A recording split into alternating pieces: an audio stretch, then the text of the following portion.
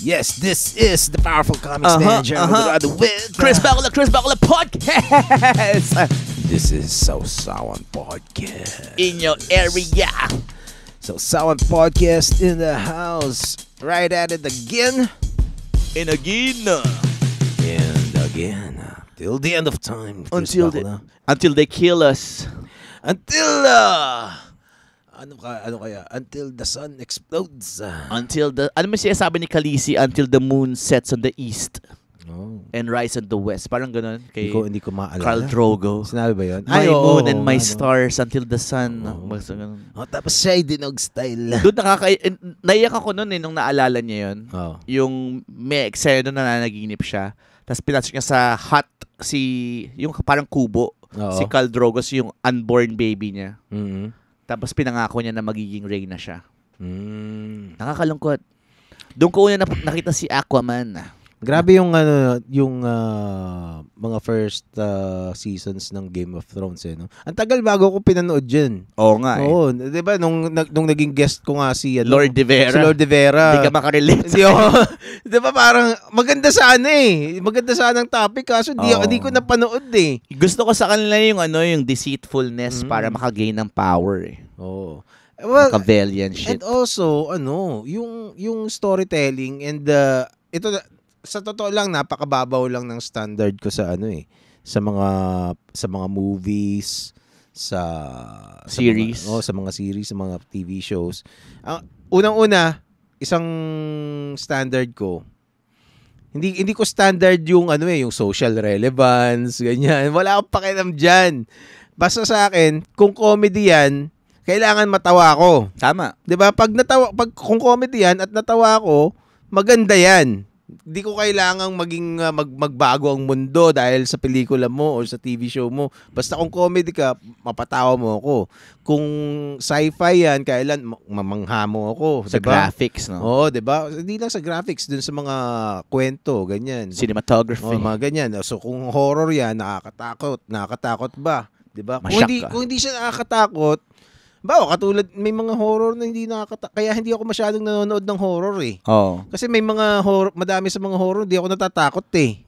Minsan ka na, para hindi na masayang oras ko, pag nakita ko yung first few 5 minutes na, kengkoy, stop. Oh, 'di ba? Kasi kung horror tapos hindi nakakatakot, para saan pa, 'di ba? Kaya nga. So yun ang unang requirement ko.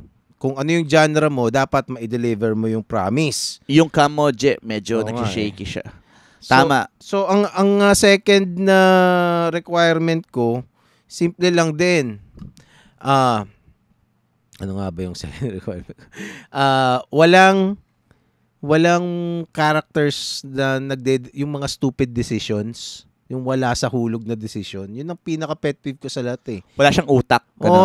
Kumbaga parang yung mga decisions nila, hindi pang tanga. Nag-flow lang siya dun sa eksena. Parang, ito yung hiningi ng eksena siya rin. Parang, diba? Parang NPC. Walang out of the blue na decisions na wala lang akong maisip na, na example ngayon ng mga ganun na. Hindi siya individual dun sa movie. Mm-hmm. Parang kasama siya dun sa plot. Ganun.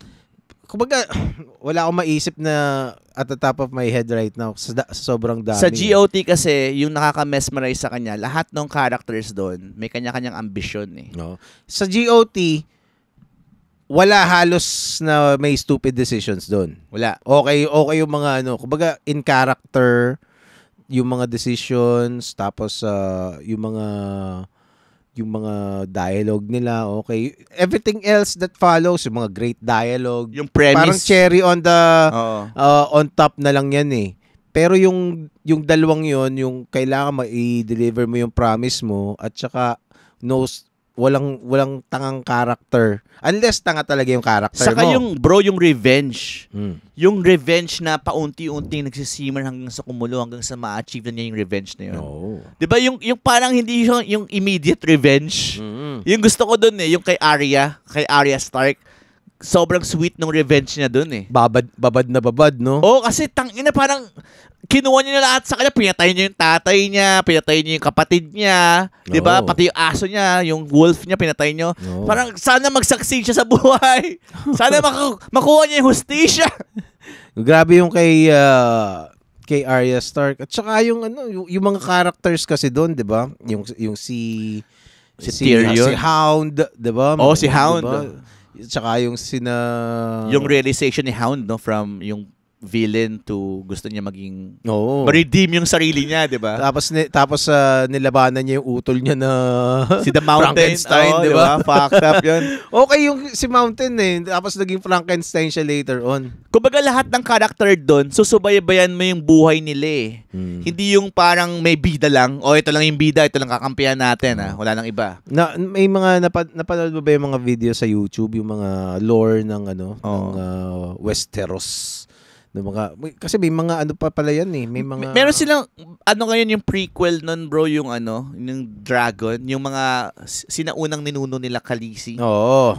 Napayo ba yun? Hindi. Yung mga ang maganda kasi yung continuation, yung sino ba si yung dragon na to. So doon mo makikita yung yung history nila. Yung great grandfather ni Baratheon. Makikita mo doon. Oo, teka. May mga mga tao dito. Yung mga Lord of the Rings, Game of Thrones. Actually, nung unang kong nakita yung dragon sa GOT season 1, episode 10, parang, bakit may dragons? Akala ko ba realistic tong hype na series na to? Pero kasama pala yun dun sa gist. The Song of Fire and Ice yung tunay na Alam mo ba si Ed Sheeran nandyan? Oo. Diba? Kasama siya sa mga King's Landing Watchmen. Ito yung the entire Game of Thrones map. Diba? Westeros. So yung Westeros parte lang know how parte lang yun nung ito lang yung Westeros. Tama. Ito Essos, di mo nga alam kung Diyan galing si Khaleesi sa Narrow Sea kasi yan, bro. 'Di ba nakita mo yung pinaghahatian ng Essos sa Westeros? Oo, yan. Yan yung Narrow Sea. Oo. Tapos so, pa yung galing si Khaleesi sa Valyria. Meron pa dito sa ilalim eh. Yung island ni Arya. Ano yun eh? Ang tawag doon? Shit. Kung nasa yung mga Stepstones. Ito, ang layo pala nung The Wall, oh. Ayan, nandito yung wall. Hindi pa kompleto yan, bro. Wala pa yung kay Arya eh. Oo, teka, hanapin natin.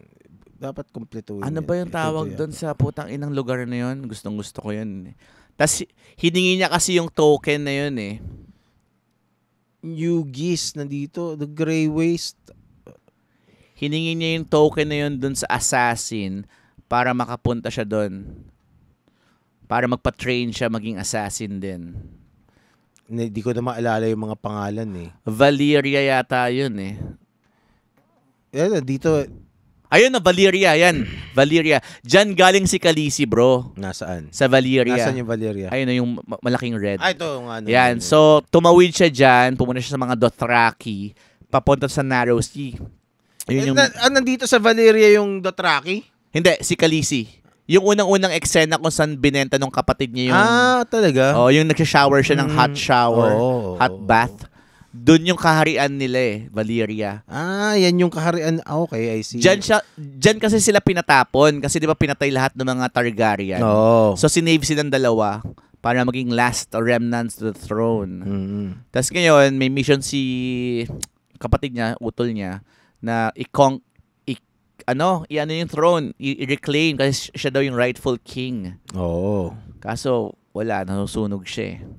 Yung kay sinasabi mo yung kay Arya, yung merong hall nung mga 'di ba, ng mga face, 'di ba? Ang galing ng konsepto eh, 'di ba? Ano pangalan nun? Ang astig ng mga tao nun kasi meron silang quote yung there's only one God, his name is death. And what do we say to him? Not today. Talaga.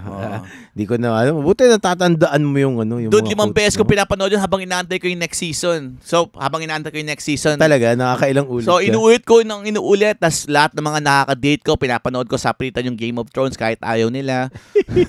Ako lang nag-i-enjoy. Brian, Bravos. Yun, Bravos. Diyan nag-training si Arya Stark. So from Westeros, sumakay siya ng boat papunta sa Braavos. Andyan din yung bank eh. Diyan nangungutang yung Westeros. Oo nga. Andyan yung Royal Bank. Ang daming utang ng King's Landing dyan sa putang ng Braavos Bank. Ito yung The North, yung The Wall, ang layo pala, no? Ang galing nung author niya. Ito yung Vale, ito yung King of the North, dito yung mga Yan yung tinatapon sa parang hole, yung moon wall ba yun? Moon hole. Pero taga dyan si Arya Stark, di ba? Yung nanay niya, taga The Vale. The Vale. Pero yung si Ned dito sa North, sa diba? North, si Ned Stark. Si Ned Stark.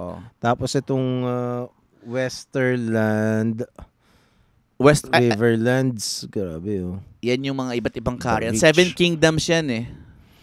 Dorne. Yan yung si Marjorie. Saan yung mga dito sa Dorne si Marjorie? Yung si Ang ganda nun, no? Ni yung si Oberyn, Prince Oberyn dyan din. Yung I am tawag doon yung lumabang kayo The Mountain. Yan si Oberyn.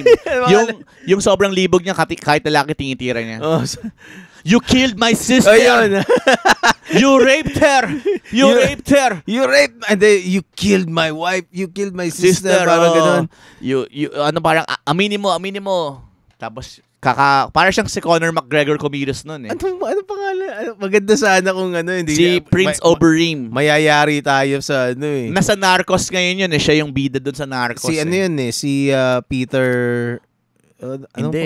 Si Peter Dinklage. Hindi Peter Dinklage. Siya yung si Mandalorian. Oo nga. Siya si Mandalorian. Si Oberyn. Prince Oberyn. Oberyn? Oberyn. Oberyn. The Mountain versus Prince Oberyn. Prince Oberyn. Yeah, gusto kong character si Prince Oberyn kasi yan si Martell, 'di ba? Oberyn Martell. Oberyn Martell. Subukan nating i-play Mga taga Dorne yan. Subukan natin i-play pag na-copyright to, din natin. Yan nag-black yung screen, dude. Tapos, nandun ako sa laptop ko, sabi ko, tangina, ba't ganito itong pelikula to? Sobrang grabe. Well, anyway, si Tywin kasi, maintindihan mo kung ba't ganun yung moves niya. Kasi gusto niya ma-preserve yung legacy niya. Kasi ang mga Lannisters, lagi siyang... Sila yung pinakamalakas di ba? Hindi nila gusto mag-rule Nakahaligi lang sila doon sa kung sino yung king. Kumbaga, nakaposisyon sila na para sila mga negosyanteng big time. Parang, ito yung presidente ng Pilipinas, let's make sure na known yung presensya natin. Na tayo magkocontrol sa kanya. Siya yung presidente, pero kung ano yung sasabihin namin, yun yung susundin ng presidente. At kung di niya tayo susunod, gagawa tayo ng way para either ma-impeach siya o mamatay siya.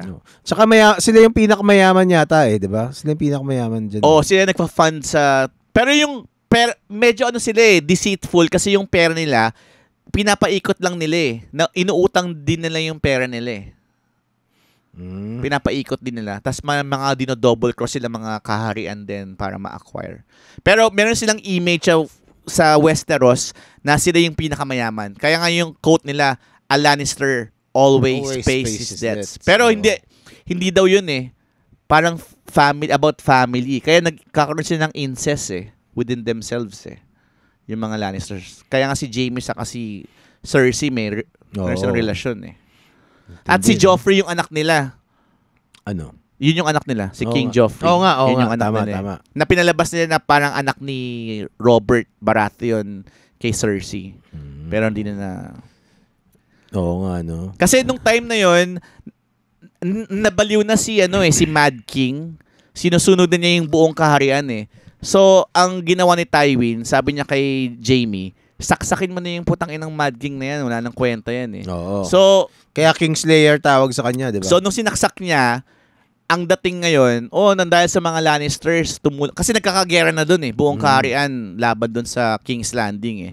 So, si Robert yung nangungunan nung atake sa kingdom eh. So, nung sinaksak ni Jaime yung si Mad King, tapos dumating na sila Robert, pati si Eddard Stark. Doon na nila in-acquire. Tapos si Jaime sabi niya, magiging loyal na ako sa throne. Ako na yung hand of the king. Doon na posisyon ni Tywin yung mga anak niya ulit. Si Cersei, pinakasal niya kay Robert. Para may control pa rin sila sa kingdom. Oo. Pero pinapatay din nila si Robert kasi naging lasenggo na siya sa kababaero eh. Oo. Namatay siya dun sa hunting trip eh. Pero paano ba talaga siya namatay? Pero dun sa hunting trip. May nilagay na na drugs dun sa alak niya. Lagi siyang uminom ng wine eh. Tapos anong nangyari? Na parang siya na roofie. May bear doon eh. Nagahan sila ng wild boar sa bear. So yun, nilapa siya nun. Tapos nagkaroon siya ng infection na lumala. Tapos gumawa siya ng last will na hanggat hindi pa of age yung anak niya, si Eddard Stark muna yung magiging hand of the king. Yung tatayong Kaso pinunit ni Cersei yun eh. Yung kontrata. Oo, tama. Kaya tapos pinapatay siya. Pinapatay siya. Pinapugutan. Ang problema kasi kay Eddard, napaka-idealistic niya. Akala niya lahat maladaan sa batas, sa ganyan. Hindi niya alam si Cersei, namamanipulate niya yung batas eh. Oo. Kasi may pera siya, may mga spiya siya. Tsaka siya yung pinaka-ruthless sa kanila lahat. Sobra. Diba? Pero may turn of events eh. Nung time na pinaghubad siya, kasi may religion dyan na kinampihan niya. Oo. Tapos, na-reverse. Sabi ko, doon ako naawa kay Cersei na, galing ng show na to na sobrang hate ko tong hype na to, tapos biglang maawa ka sa kanya. Pero nakaganti pa rin siya, di ba? Pinasabog niya, bro. Diba? Tintinan eh, no? Kaso namatay yung paborito ko doon, yung maganda. Si Marjorie. Diba? Si Marjorie. Ang creepy, ang eerie nung scene na yun kasi lahat sila, yung scene na yun, parang piano lang eh. Oo, naalala ko. Tapos nag-ibihis sila lahat, nag-ibihis yung pare. Tama. Naghahanda sila doon sa paghahatol yata eh. Hahatulan si Cersei doon eh. Oo. Tapos sabi nila, tapos si Cersei wala doon. Sabi niya, wait, where's the queen? Oo. Tapos doon, nung nalaman na nila na wala, nakalak na yung mga... tapos nakita pa nila yung mga parang pulbura eh, di ba? Shit, ito. Ang galing nun. Ginamit kasi ni Cersei doon yung mga bata eh. Yung mga spiya ni Varys, yung kalbo. Oo. Na na-acquire nung scientist ni Cersei yung nagpagawa kay Mountain. Oo. Hindi ko na maalala kung anong tsura nung scientist niya. Yung matanda na ugod-ugod. Yun yung scientist niya. Nakuha lang niya yun sa isang kingdom eh, na nag-i-experiment siya sa mga hayop, binubuhay niya. Tapos siya yung bumuhay kay Mountain. Ang maganda kasi dito, ang daming ang daming mga storylines, di ba? Tapos yung mga, lahat sila may history. Oo. Hindi siya yung basta ginawang character lang. May backstory siya. Doon sa doon sa Red Wedding, di ba? Yung, magkakadikit yun eh. Doon kina Arya Stark, di ba? Tapos, inambush siya doon. Tapos, gumanti ulit sila eh. Bumalik siya doon sa pinanggalingan ng Red Wedding, di ba? Si Jon Snow. Pumunta ba siya doon? Ano ba yung Red Wedding? Yung sinaksak yung yung buntis, yun ba yun? O yung kay Joffrey yung nilason siya? Hindi, yung pinagpapana sila. Oo. Diba? Yung pinagpapana kasama niya si Hound kasi noon. Oo. Tapos may nakapagbigay ng info na nandun yung nanay niya doon sa kaharian na yun. Kasi may bridge doon eh. Pinangako kasi ni Kat, yung asawa ni Ned, na sige, patawarin mo kami, bigyan mo kami ng mga militar, papakasal ko yung panganay ko. Yung prince na nagko-conquer, yung kuya ni Jon Snow. Hindi ko na maalala. Si Ned kasi meron siyang panganay na anak eh. Nakalimutan ko na yung panganay na anak niya. Pero yun yung hindi matalo nung mga kasi magaling siyang military man eh. Kaso naging weak siya nung may na-meet siyang nurse sa battlefield na commoner. Hindi siya royalty doon sa Westeros eh. Siguro royalty siya doon sa Essos. Okay. So, nung na-meet niya yon, yung babae na yon, yung panganay na lalaki, hindi niya ginampanan yung yung sinabi ni Kat na yung pangako, yung fixed marriage dun sa anak nung Harry dun sa bridge. Kasi nanalo sila dun against the Lannisters Ngayon, nung nawala na yung attention niya sa gera, naging in love na siya, nawala na yung decision-making skills niya. So ngayon yung Harry na yon na kinampihan nila Kat, bumaliktad, kinampihan yung mga Lannisters. Kaya nung wedding na yon, bumaliktad sila, sinaksak nila sila, yung kuya ni Jon Snow. Tapos pinatay sila. Tapos nakita ni Arya Stark kung paano pinatay sa harapan niya yung nanay niya, yung kuya niya. Pati yung buntis na asawa ng kuya niya. Kasi hindi niya ginampanan yung yung duty niya yung gumanti pala si Arya. Diba?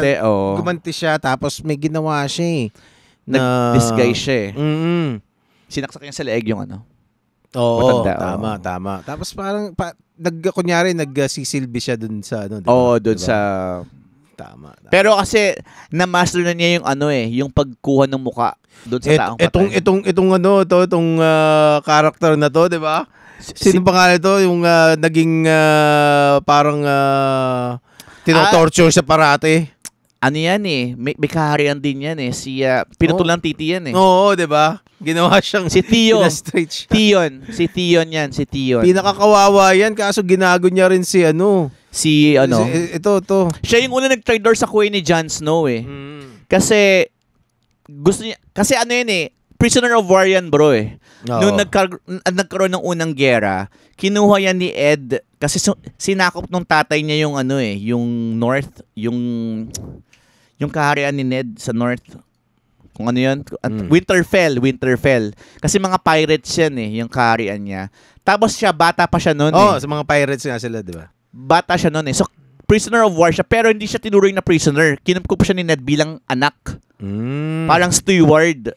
May yung kapatid niya, yung tomboy, di ba? Yung finger niya sa kabayo. Akala hindi niya kasi alam na kapatid niya pala yun Kasi mga bata pa sila noon Tapos humingi siya ng tulong. Tapos na-insulto yung kapatid niya sa kayong tatay niya. Kasi, tangin na, prisoner of war ka, tapos binihisan ka lang ng mga Starks, tapos feeling mo Stark. Kasi puro ayabang niya Oo nga. Nung pumunta siya sa karya niya Pero ang ginawa ng mga yon, nung family niya, gusto niyang sakupin yung Winterfell. Sino yung nang torture sa kanya? Nakakatakot ang itsura nun yun? Bastard son yun nung diba?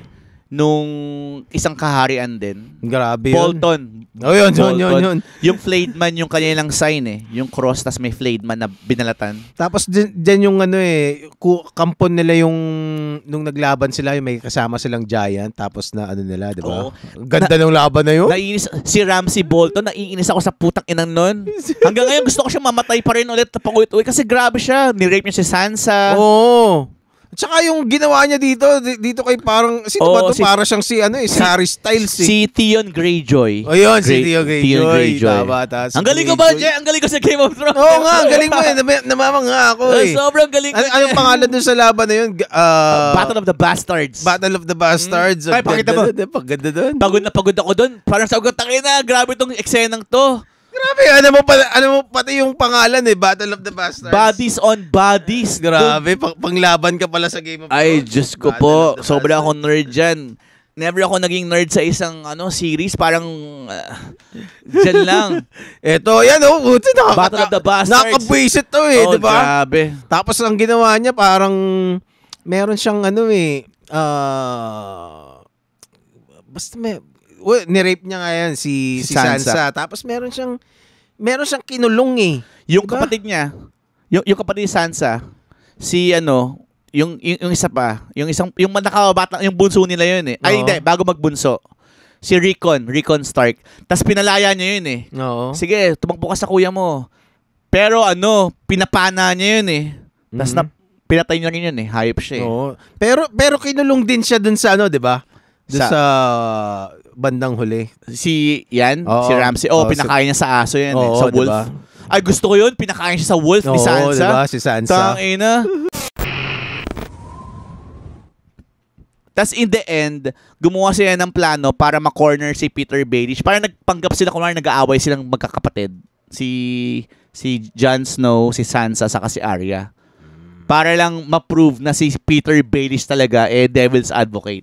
Tapos sinarap siya dun sa council Tapos sinatulan siya ng death. Tapos sinaksak siya ni Sansa sa leeg.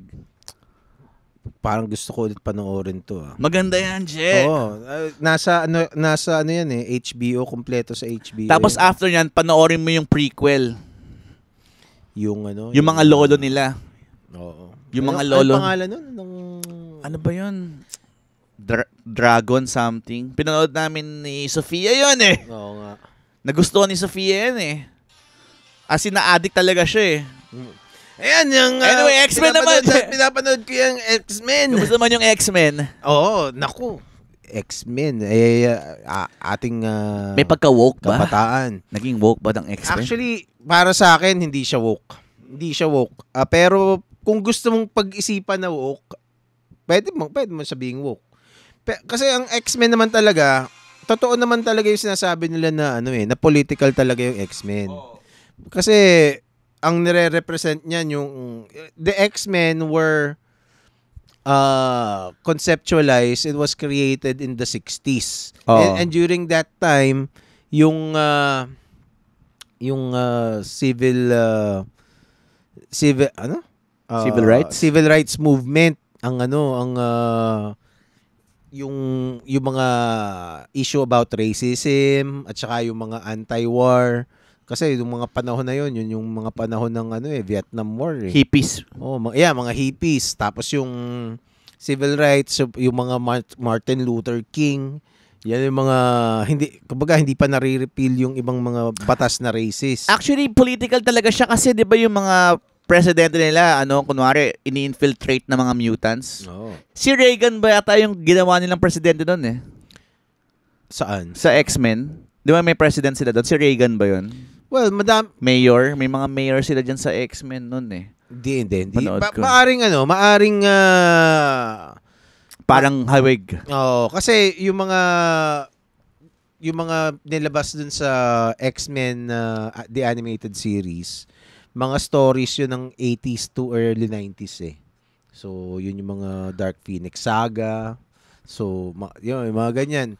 So, naalala ko nun yung mga 80s to 90s yun. Yung head ng military yung gumawa ng Sentinels, di ba? Tapos mutant din pala siya. Kasi may anak siyang mutant So, hypocrite siya. Di ba, ginawa mo yung Sentinels pero yung anak mo mutant, hayop ka. Tatay niya yung si Sabretooth, di ba? Di ba? Tatay niya Sabretooth, kaya pala siya galit sa mga mutants. Kaya nga Teka, hanapin. So, ang fucked up kasi hindi mo talaga alam kung anong pinaglalaban itong mga to. Lahat sila hypocrite. Tapos si Magneto, safe haven for the mutants. This entire ship is my weapon. Pero ang gusto kasi ni Magneto, eradicate yung mga non-mutants Parang yun ang gusto niya, di ba? Hindi. To be precise, naniniwala siya na hindi kayang mag-coexist ng humans at saka mutants. Actually, hindi naman niya gustong i-eradicate. Pero, kasi during this time, mas madami pa rin ng humans. 'Di ba? So, parang lumalabas, oppressed yung mga mutants. Which is, actually, hindi ko, kumbaga parang, sinususpend ko na lang yung reality Kasi kung let's say, mutant ka, let's say konti lang ang mutant sa mundo, pero putang ina, master ka naman ng magnetism. Kaya nga. Diba? Paano ka magiging nun? Shapeshifter ka, kagaya ni Mystique, diba? Paano ka magiging oppressed nun? Diba? Kinokontrol mo yung elements. Storm. Diba? Tapos nakokontrol mo yung pag-iisip ng kaya buong mundo. Kaya nga medyo fucked up din tong X-Men So, paano naging yun? Paano naging oppressed yun? Kumbaga, nasa iyong kapangyarihan So, hindi ko yung kumbaga parang pinagbibigyan ko na lang kasi maganda yung kwento, 'di ba? Pero kung iisipin, kung susumahin mo, paano naging oppressed yung mga mutants? Samantalang sila nga yung madaming powers. Nung dumating yung Sentinels, naging malinaw na oppressed sila Kasi yun yung pinakamahirap na kalaban nila Well, yung sa bagay.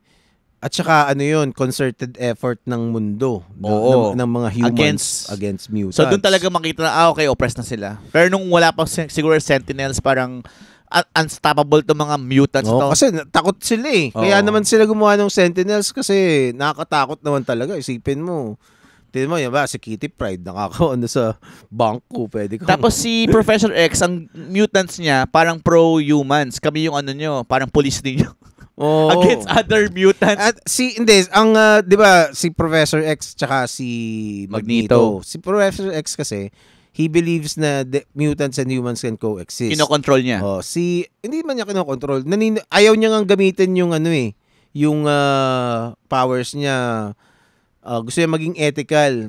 Yung nga gusto niya kasi kung tanggapin organically. Huwag mong gamitin yung power mo. Kahit sa totoo lang, pwede niyang puwersahin using his powers, 'di ba? So, yun yung ni Professor X. Tapos si Magneto nga, yun ang niya. Ang thing niya, hindi siya naniniwala na kayang magka-sundo. Kaya ba niya ginawa yung Savage Island ba yun? Savage siya. Hindi, yung... may island siya eh. Genosha.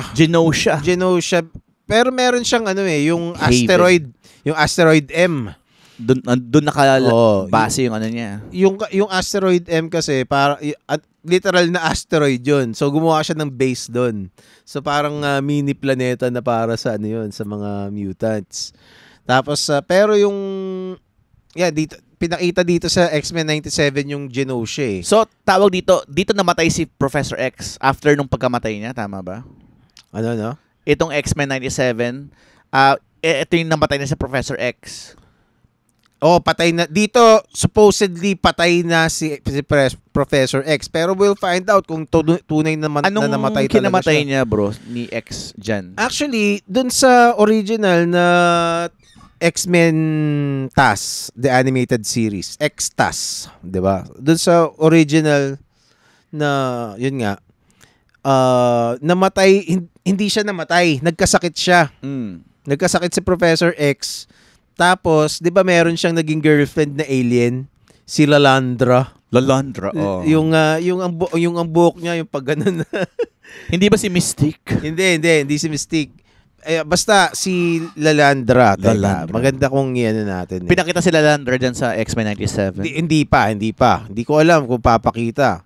Pero wala pa sa diyang... Anong species ni Lalandra? Siya ay Shi'ar. Shi'ar Empire dahil sila yung sila yung kaya nagkaroon nung Hindi siya kulay green or blue? Hindi. Siya ay planeta, sila yung nag-aalaga nung Omicron crystal ata yun. Yun yung nag-aalaga dun sa Phoenix Force. So pag tama ba? Basta yung crystal na yun, pag nakuha yun nung ano bang kinalaman ng crystal dun sa Phoenix Force? Nalimutan ko. Pero importante yun, be. Tapos yung Phoenix, hindi ko alam kung hinahabol siya nung Phoenix yung crystal. Telepath, ba't parang mga telepath lang yung sinasapian ni Phoenix? O si Jean Grey lang talaga yan? Hindi. Dun sa comics, may mga sinapian na hindi. Si Cyclops ka, naging Phoenix siya. Naging Phoenix siya. Nakapanty ba siya nung naging Phoenix siya? Hindi. Bonggang Cyclops siguro yun. Hindi nakapanty siya. Naging astig siya dun. Teka, ano yun natin? Pero ang lakas siguro niya kasi may optic blast na siya. Tapos meron pa siyang Firebird.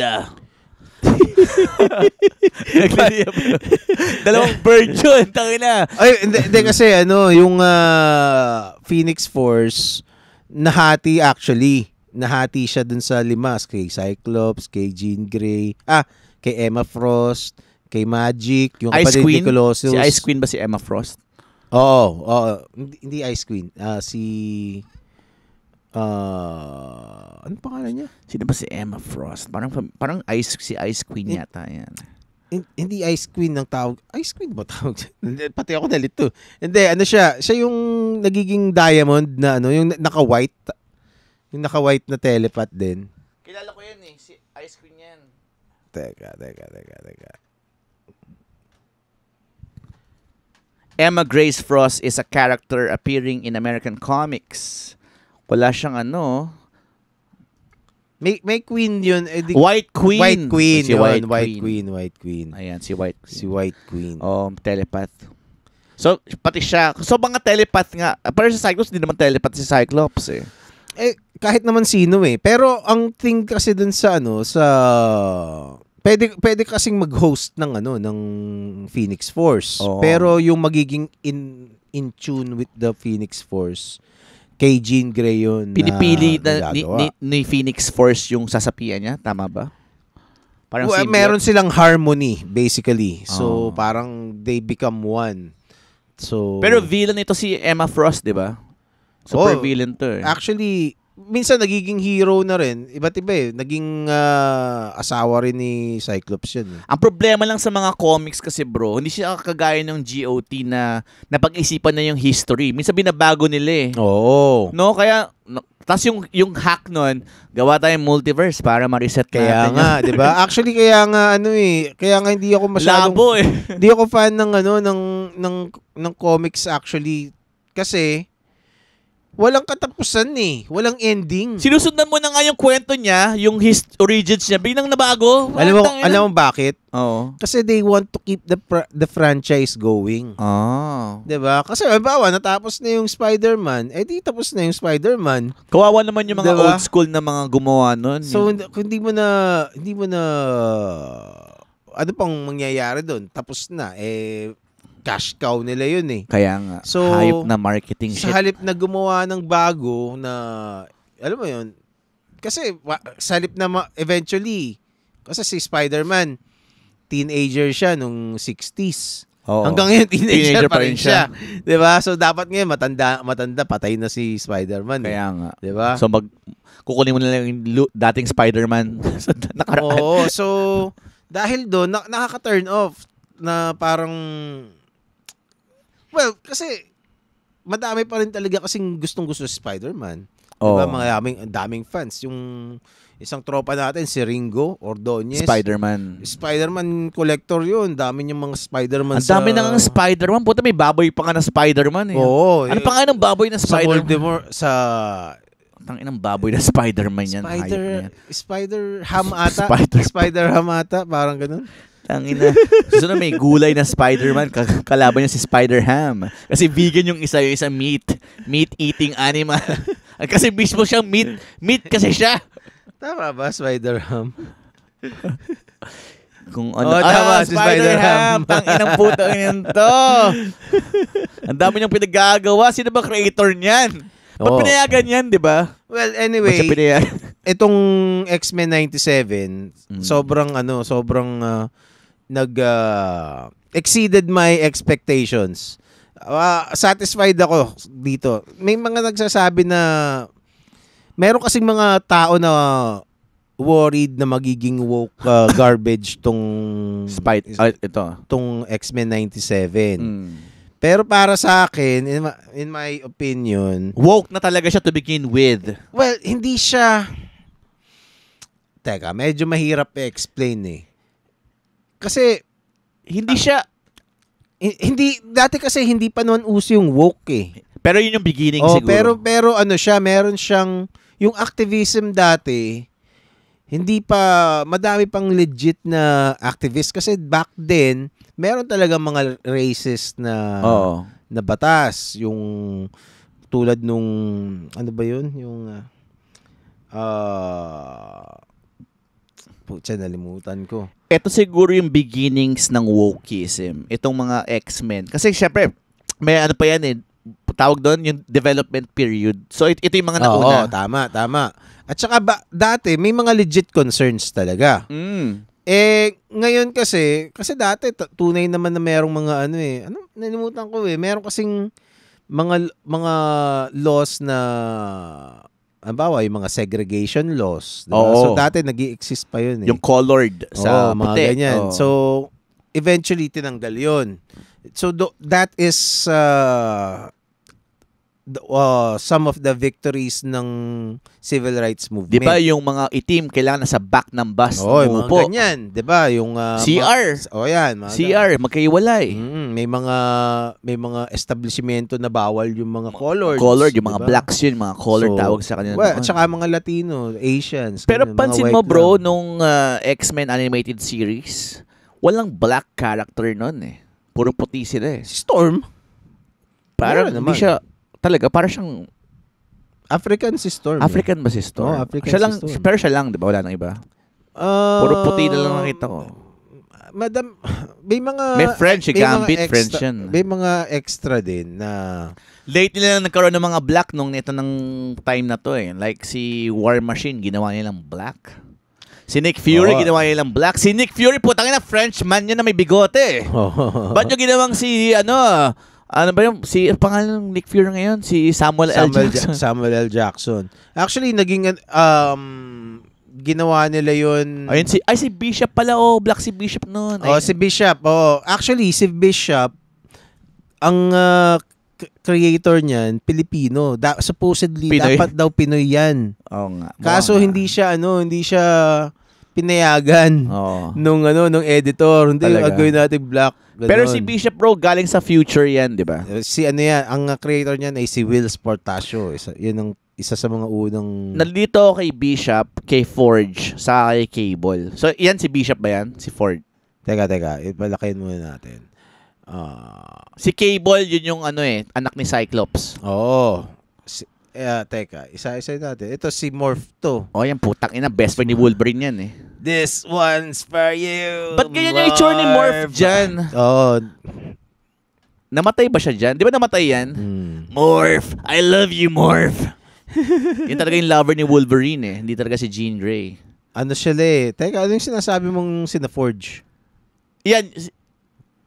Si Forge kasi yung may iron hand din yun, di ba? Oo. Parang si Cable. Nasaan si Forge na sinasabi mo? Wala. Hindi, gusto ko malaman kung si Bishop ba yan.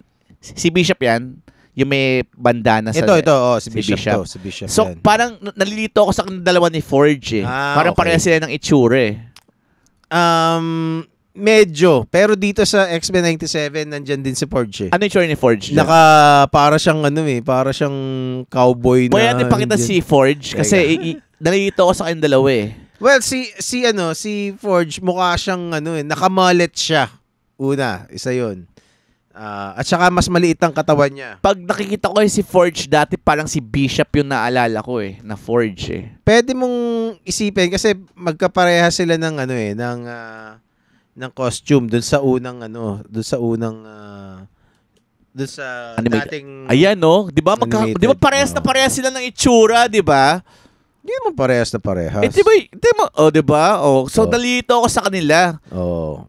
Dati. Kasi magka-team sila eh. Oo. Magka-team sila kasi dati sa future.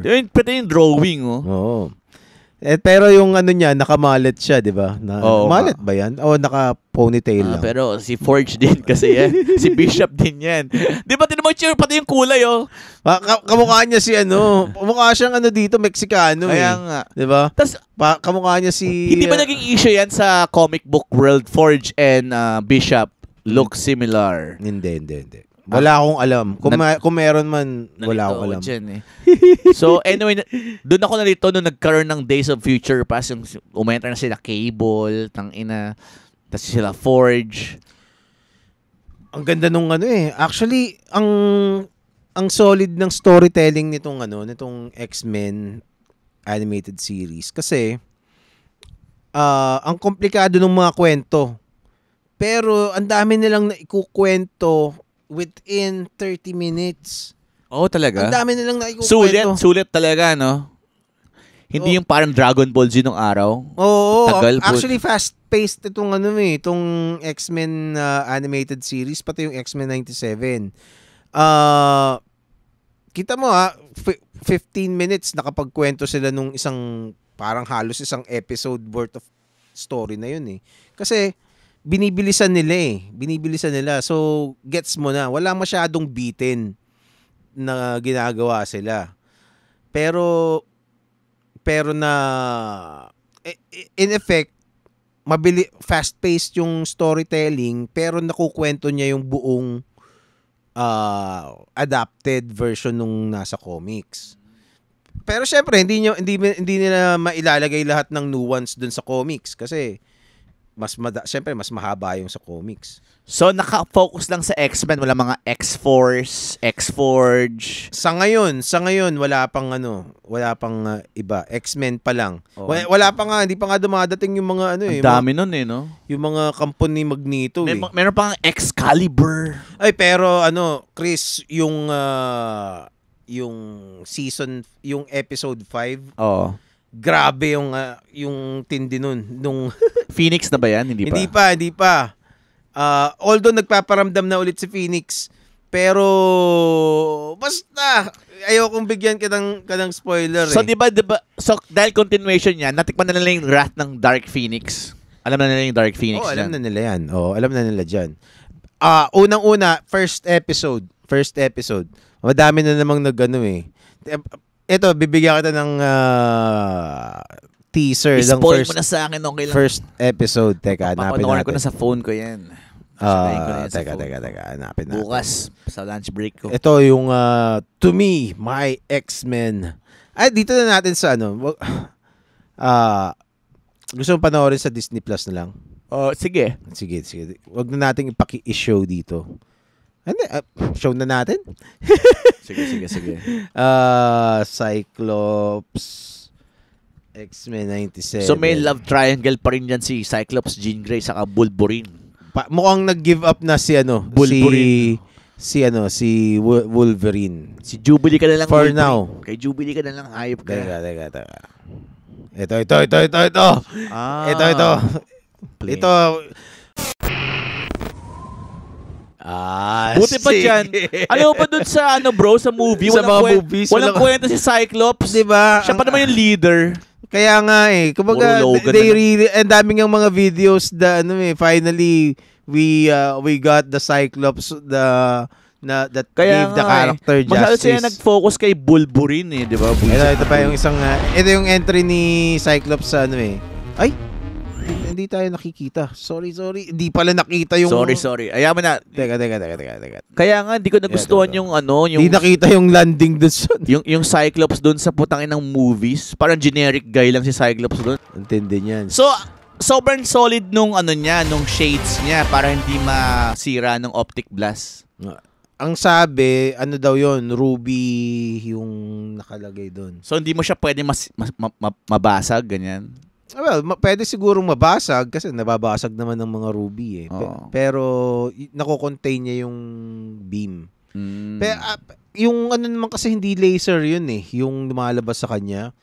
Actually, kaya sa tingin ko parang hindi masyadong wala masyadong sense na ruby yun Baka, ewan ko kung baka niretso na yun habang nakabukas yung mata ni Cyclops, naka-contain yung blast dito. Oo. Tapos kinokontrol niya. Ganun. Pinapalakas niya. So, basta bukas yung mata niya, lumalabas yun. So, pero hindi yung beam na yun, yung ang tawag nga doon is concussive blast Concussive blast kasi hindi siya radiation. Hindi siya actually mainit. Kumbaga parang ang susuntukin, ganun ang dating niya. Yung kulay niya kasi, parang laser. Diba? So hindi siya laser. Ang explanation niya na nung dun sa geek shit, yung mata ni Cyclops, portal ng isang dimension na merong ganong klase ng energy. Na lumalabas lang sa mata niya. Oo. So, it is parang from a different ginawa ba nila dyan yan? Dimension yun. Na parang ganun yun kung ano yung sinabi dun sa geek? Well, hindi pa naman. Hindi pa. Kahit dun sa Extas, parang dyan parang laser talaga siya. Sa comics, ginawa yun, sinabi yun. Kasi inisip ko kung nakaipon yung laser doon sa loob ng niya. Parang, di ba parang tubig yan? Ganun lang, nakaipon lang So yung mata niya, portal daw yun. So lumalabas doon yung spray nung beam. Ano pang kahanga-hanga dyan sa 97 na yan? Si Storm! Ay, grabe si Storm dyan. Si Storm nung teka. Medyo hindi na mahaba ang buhok ni Storm, Storm. Yung Storm na kilala ko, mahaba buhok eh. Hindi, mahaba pa rin buhok niya pero nakaayos na. Hindi, naka-spray net. Naka-spray net pa naman yan. Hindi, tawag doon? Layer. Mohawk. Oo nga eh. Kasi yung Storm na lang, di ba nakalugay eh. Kasi sa comics merong Mohawk Storm talaga. Si Halle Berry yata nagpauso nun eh. Hindi. Sa comics merong merong Mohawk Storm. Yung Days of Future Past na Storm, naka-Mohawk. Pero ang lakas ni Storm, no? Tangina, no? X-Men 97. Master Mold. Sentinel. Wolverine versus Master Mold. Kaya ba ni Wolverine yan? Laki-laki ni Master Mold eh. Ito.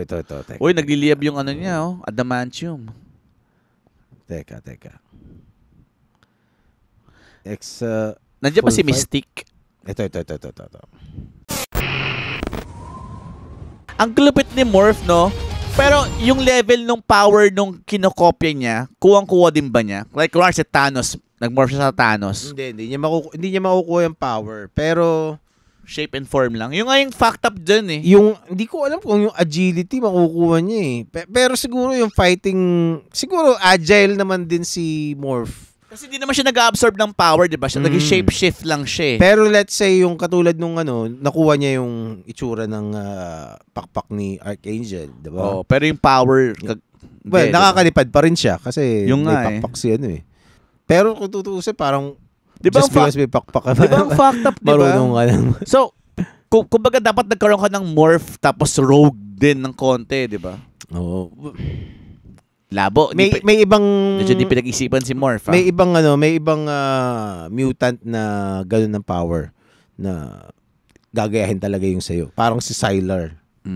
Pero yung kay Rogue kasi madedrain yung yung ginawa niya kay Miss Marvel, di ba? Oh. Andiyan ba si Miss Marvel?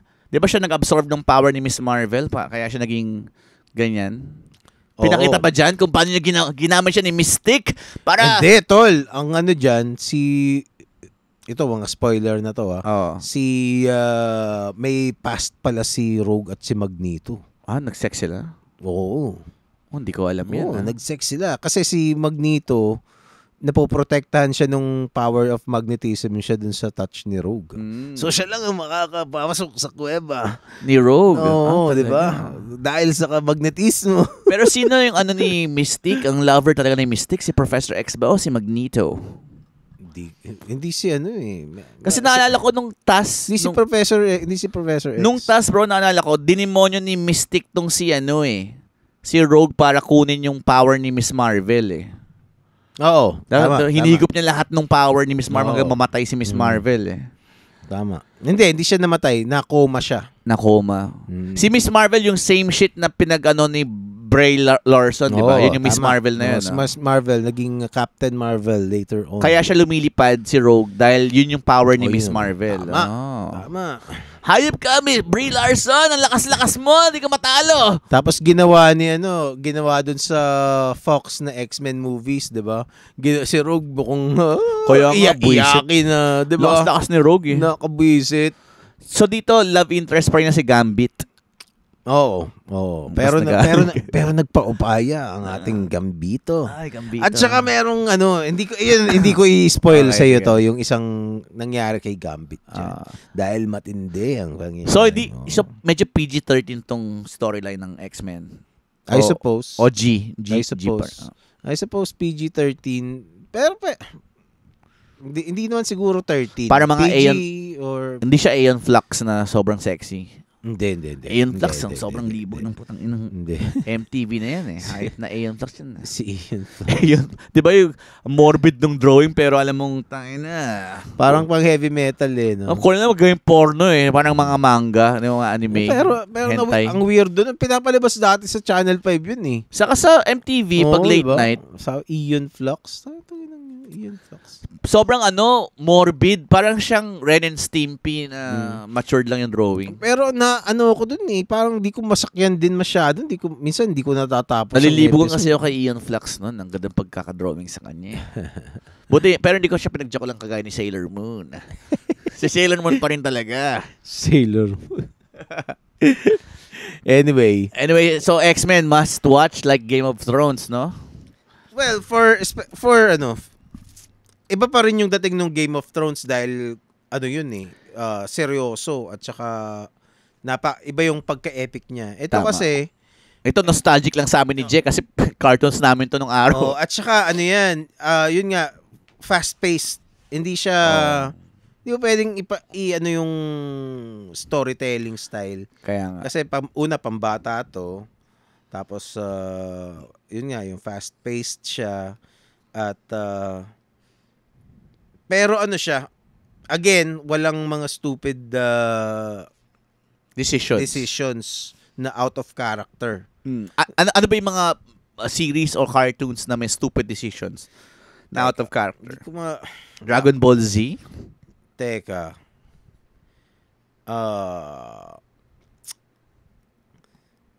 Ano ba? Sonic. Yung mga sa Star Wars. Stupid. Yung mga bagong Star Wars, yung 'di ba, yung cartoons na Star Wars? Hindi, yung Return, The Last Jedi. The Last Jedi nga ata. 'Di ba yung merong napanood ba yung mga bagong Star Wars? Hindi ako fan ng Star Wars. Pero panood ko. Merong isang merong isang scene doon na yung spaceship nila hinahabol sila, 'di ba? Oo. Nahabol sila nung mas malaking spaceship. Tapos yung isang lalaki doon, sabi, tumakas na tayo, patakasin na natin. Tapos sabi niya, yung babae, ayaw niya. Kasi tapos ayaw niyang sabihin kung anong plano niya. Yun, stupid decision yun. Basta. Diba, bakit mo yun sasabihin? Kumbaga mamamatay na nga kayo. Let the story unfold. Diba, parang tapos ang dahilan niya dahil ayaw niyang inuutusan siya ng lalaki. Kasi wow. Oo, 'di ba?